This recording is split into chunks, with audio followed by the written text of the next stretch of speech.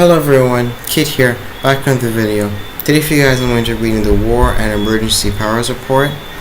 It's a special report on the national emergencies in the United States of America. I'll leave a link to this down in the description below. Along with our email, you can email us at themillings@gmail.com for private consultation. Without further ado, let me get right into it. War and Emergency Powers, a special report on the national emergency in the United States of America. This page contains the complete text of the book, War and Emergency Powers, a special report on the national emergency in the United States of America. Researched and written by Gene Schroeder, Alvin Jenkins, Jerry Russell, Ed Perolsky, Russell Greeter, Darrell Schroeder, Walter Marison, Lynn Bittner, Billy Schroeder, Van Strawford, Fred Peters, Tinker Spain, and Paul Bailey. Due to the file size limitations, we have elected not to include scanned pages of the exhibits that appear in the book. The report. National emergency. As defined in Black's Law Dictionary, a state of national crisis, a situation demanding immediate and exaggeratory national or federal action. Congress has made little or no distinction between a state of national emergency and a state of war. Brown v. Bernstein. D.C. PA F9 F Supreme 728732. This report begins with a series of documents which are representative, Exhibits 1 through 7, of the documents contained in this report. We will be quoting from, in many cases, reports, Senate and congressional reports, hearing before national emergency committees, presidential papers, statutes at large, and the United States Code. Exhibit 8 is taken from a book written by Swisher called Constitutional Development. Let's read the first paragraph. It says, We may well wonder in view of the precedents now established, said Charles E. Hughes, Supreme Court Justice in 1920, whether constitutional government has herefore maintained in this republic could survive another great war, even victoriously waged. How could that happen? Surely if we go out and fight a war and win it, we'd have to end up stronger than the day we started, wouldn't we? Just Hughes goes on to say, the conflict known as the World War had ended as far as military hostilities were concerned, but was not yet officially terminated. Most of the war statutes were still in effect. Many of the emergency organizations were still in operation. What is this man talking about when he speaks of war statutes in effect and emergency organizations still in operation? In 1933, Exhibit 9, Congressman Beck, speaking from the Congressional Record, states, I think of all the damnable hearsays that have ever been suggested in connection with the Constitution. The doctrine of emergency is the worst. It means that when Congress declares an emergency, there is no Constitution. This means its death. It is the very doctrine that the German Chancellor is invoking today, in the dying hours of the parliamentary body of the German Republic. Namely, that because of an emergency, it should grant to the German Chancellor absolute power to pass any law, even though the law contradicts the Constitution of the German Republic. Chancellor Hitler is at least frank about it. We pay the Constitution lip service, but the result is the same. Congressman Beck is saying that all of the damnable hearsays that ever existed, this doctrine of emergency has got to be the worst, because once Congress declares an emergency, there is no Constitution. He goes on to say, but the Constitution of the United States as a restraining influence in keeping the federal government within the carefully prescribed channels of power is moribund, if not dead. We are witnessing its death agonies, for when this bill becomes a law, if unhappily it becomes a law, where there is no longer any workable constitution to keep the Congress within its limits of its constitutional powers. What bill is Congressman Beck talking about? In 1933, the House passed a farm bill by a vote of more than 3-1. Again, we see the doctrine of emergency. Once an emergency is declared, there is no constitution. The cause and effect of the doctrine of emergency is subject of this report. In 1973, Senate Report 93549, Exhibit 10. The first sentence reads, Since March the 9th, 1933, the United States has been in a state of declared national emergency. Let's go back to Exhibit 9, just before this. What did he say? What did that say? It says that if a national emergency is declared, there is no constitution. Now, let us return to Exhibit 10. Since March the 9th of 1933, the United States has been, in effect, in a state of declared national emergency. Referring to the middle of this exhibit, this vast range of powers, taken together, confereth enough authority to rule the country without reference to a normal constitutional processes. Under the powers delegated by these statutes, the President may seize property, organize and control the means of production, seize commodities, assign military forces abroad, institute martial law, and seize and control all transportation and communication, regulate the operation of private enterprise, restrict travel, and in a plethora of particular ways control the lives of all American citizens. And the situation has continued uninterrupted since March the 9th of 1933. In the introduction to Senate Report 93/549, Exhibit 11, a majority of the people of the United States have lived all their lives under emergency rule. Remember, this report was produced in 1973. The introduction goes on to say, for 40 years, freedoms in governmental procedures guaranteed by the Constitution have, in varying degrees, have been abridged by laws brought into force by states of national emergency. The introduction continues. And in the United States, actions taken by the government in times of great crisis have, from at least the Civil War, in important ways shaped the present phenomenon of a permanent state of national emergency. How many people were taught that in school? How could it possibly be that something which could suspend our Constitution would not be taught in school? Amazing, isn't it? Where does this Exhibit 12 come from? It is possible that, in our Constitution, there could be some section which could contemplate what these previous documents are referring to. In Article 1, Section 9 of the Constitution of the United States of America, we find the following words: the privilege of the writ habeas corpus shall not be suspended, unless when in cases of rebellion or invasion, the public safety may require it. Habeas corpus, the great writ of liberty, this is the writ that guarantees that the government cannot charge us and hold us with any crime unless they follow the procedure of due process of law. This writ also says, in effect, that the privilege of due process of law cannot be suspended, and that the government cannot operate in its arbitrary prerogative power against we the people.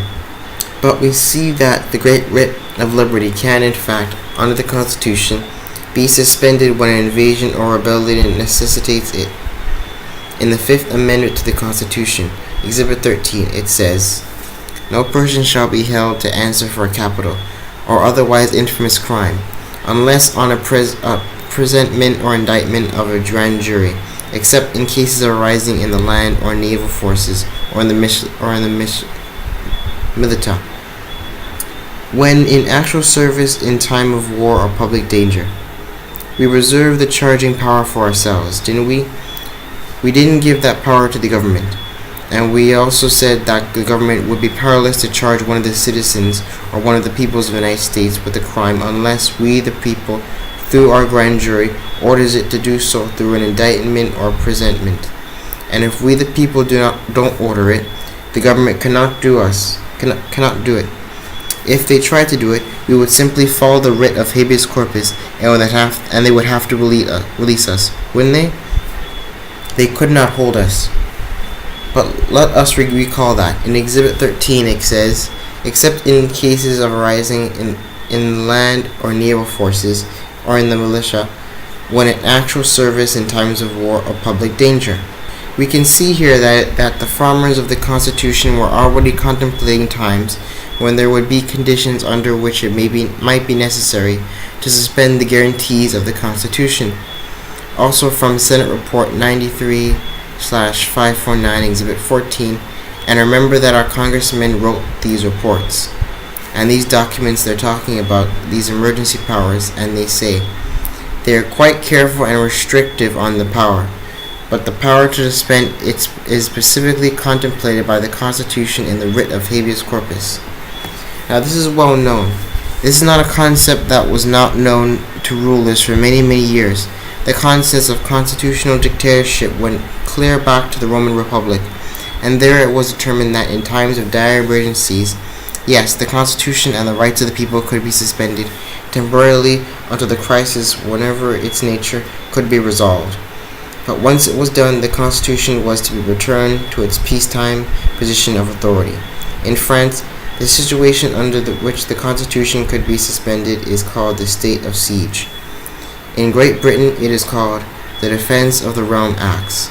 In Germany, in which Hitler became a dictator, it was simply called Article 48. In the United States, it was called War Powers.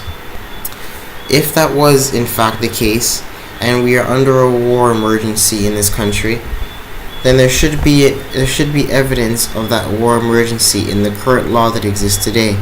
That means we should be able to go to the federal code known as the USC or United States Code and find that statute, that law in existence. And if we went to the library today and picked up a copy of 12 USC and went to Section 95B Exhibit 15, we will find a law which states, the actions, regulations, rules, licenses, orders, and proclamations therefore or hereafter taking, promulgated, made, or issued by the President of the United States or the Secretary of the Treasury since March 4th, 1933, pursuant to the authority conferred by subsection B and section 5 of the Act of October 6, 1917, as amendment. 12 USC section 95A are hereby approved and confirmed. March 9, 1933, Title 1, Section 1, 48, Statute 1. Now, what does this mean? It means that everything the President or the Secretary of the Treasury has done since the March 4th of 1933, or anything that the President or Secretary of the Treasury is hereafter going to do, is automatically approved and confirmed, referring back to Exhibit 10. Let us remember that, according to the Congressional Record of 1973, the United States has been in a state of national emergency since 1933. And then we realize that 12 USC Section 95 is current law. This is the law that exists over the United States this moment. If that be the case, let us see if we can understand what is being said here. As every action, the rule, or law put into effect by the President or Secretary of the Treasury since March 4th of 1933 has or will be confirmed and approved, let us determine the significance of that date in history. What happened on March the 4th of 1933? On March the 4th of 1933, Franklin Delano Roosevelt was inaugurated as the President of the United States, referring to his inaugural address, which was given at a time when the country was in the throes of Great Depression. We read Exhibit 16. I am prepared under a constitutional duty to recommend the measures that a stricken nation in the midst of a stricken world may require. These measures, or such other measures as the Congress may build out of its experience and wisdom, I shall seek, within my constitutional authority, to bring speedy adaptation. But in the event that the Congress shall fall to take one of these two courses, and in the event that the national emergency is still critical, I shall not evade the clear course of duty that will then confront me. I shall ask the Congress for the one remaining instrument to meet the crisis abroad, executive power to wage a war against the emergency, as great as the power that would be given to me if were in fact invaded by a foreign foe. On March 14th, 1933, at his inaugural, President Roosevelt was saying that he was going to ask Congress for the extraordinary authority available to him under the War Powers Act. Let's see if he got it. On March the 5th, President Roosevelt asked for a special extraordinary session of Congress in Proclamation 2038. He called for the special session of Congress to meet on March 9th at noon, and at that Congress, he presented a bill, an act to provide for relief in the existing national emergency in banking and for other purposes. In the enabling proportion of that act, Exhibit 17, it states, Be it enacted by the Senate and the House of Representatives of the United States of America in Congress assembled, that the Congress hereby declares that a serious emergency exists and that it is imperatively necessary speedily to put into effect remedies of uniform national application. What is the concept of the rule of necessity, referred in the enabling portion of the Act as imperatively, necessarily, speedily? The rule of necessarily is a rule of law that states that necessarily knows no law. A good example of the rule of necessarily would be the concept of self-defense. The law says, "Thou shalt not kill," but also know that if you are in dire danger, in danger of losing your life, that you have the absolute right of self-defense. You have the right to kill to protect your own life. That is the ultimate rule of necessity. Thus we see the rule of necessity overrides all other law. In fact, one to do in which would normally be against the law. So it is reasonable to assume that the wondering of the enabling portion of the Act of March 9, 1933 is an indication that what follows is something which would probably be against the law. It would probably be against the Constitution of the United States, or it would require that the rule of necessity to be invoked to enact it.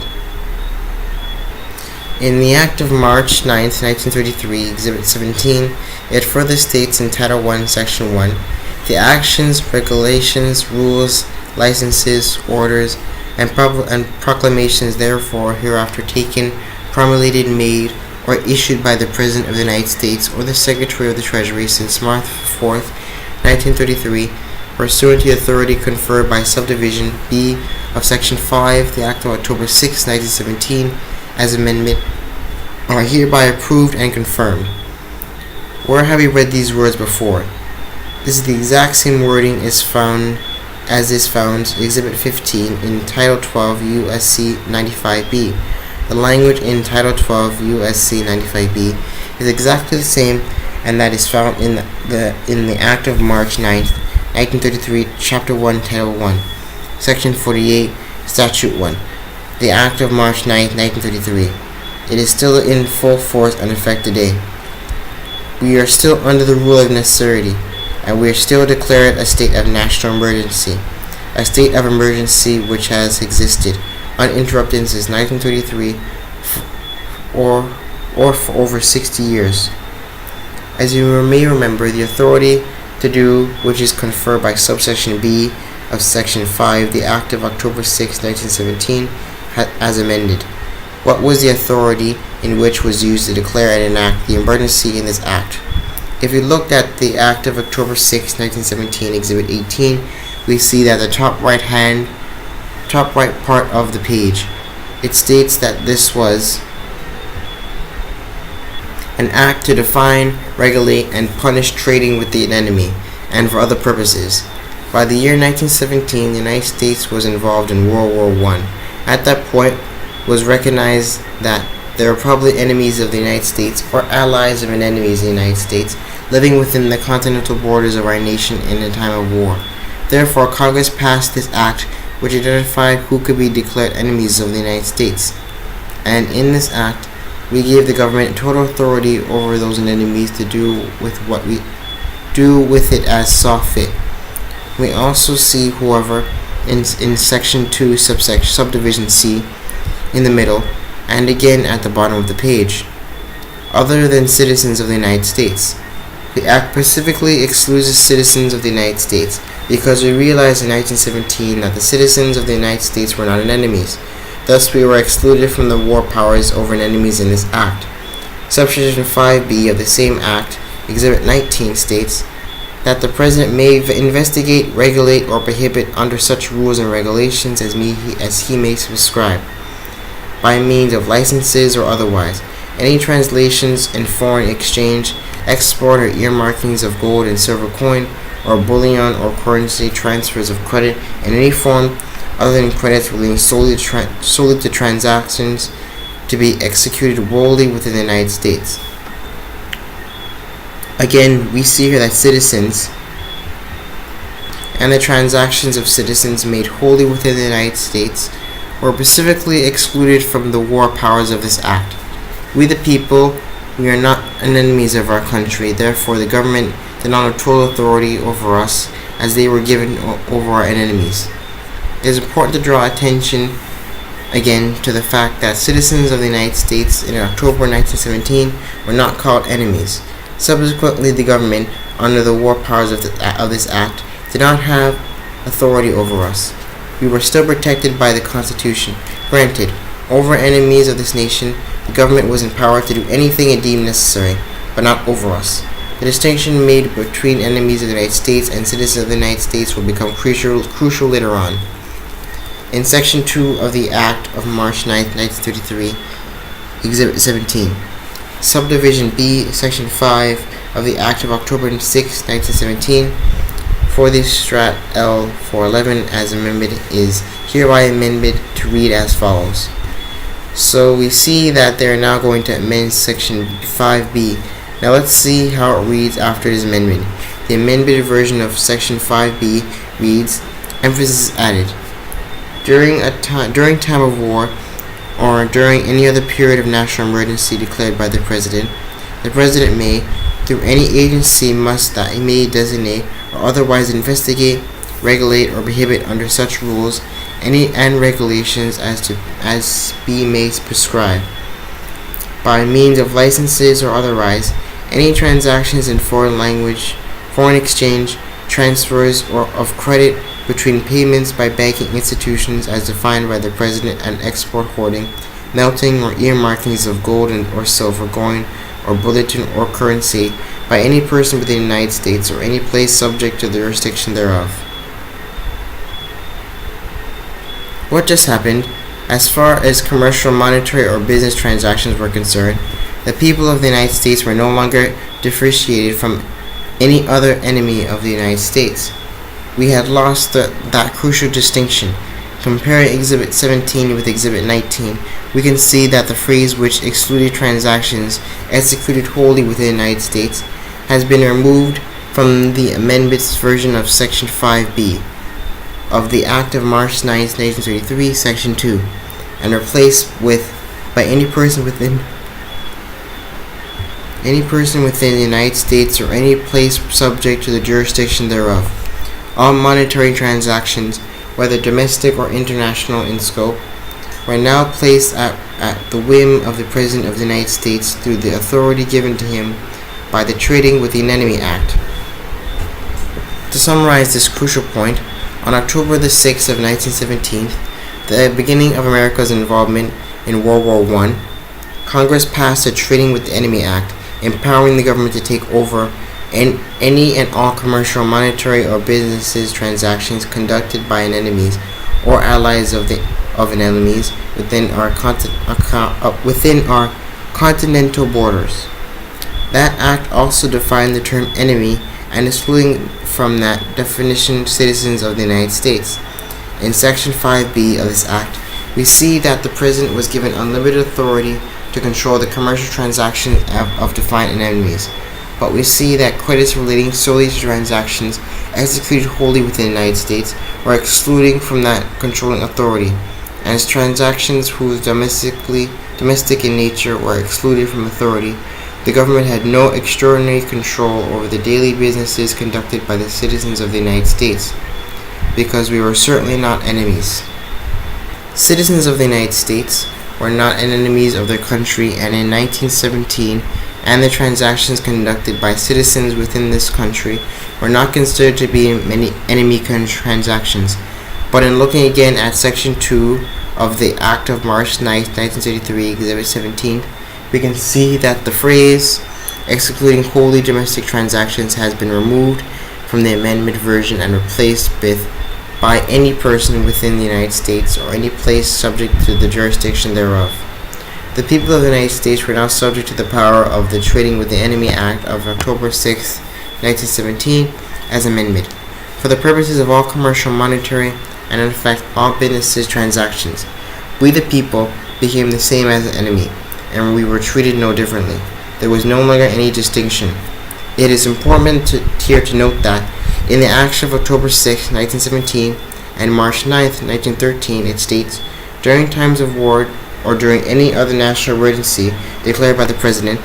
So we now see that the war powers not only included a period of war, but also a period of national emergency as defined by the President of the United States.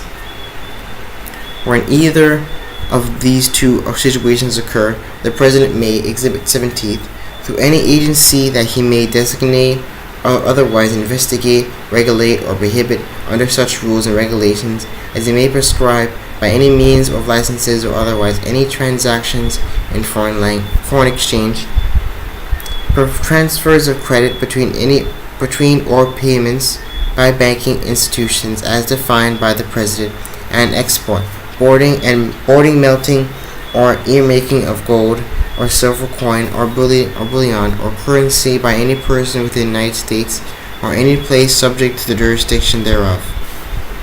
What can the President do now to we the people under this section? He can do anything he wants to do.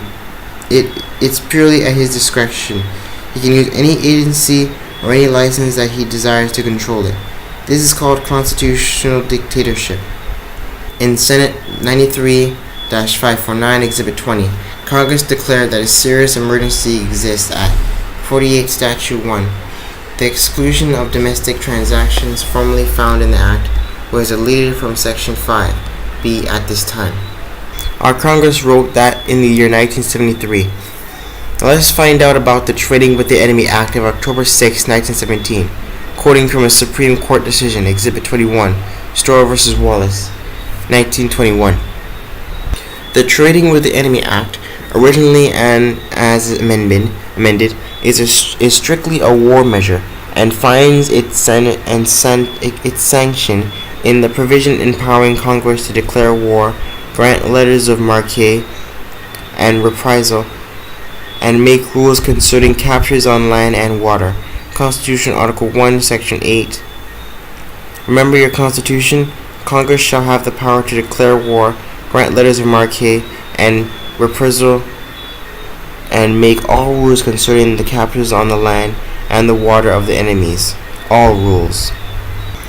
If that be the case, let us look at the memorandum of law that now covers trading with the enemy.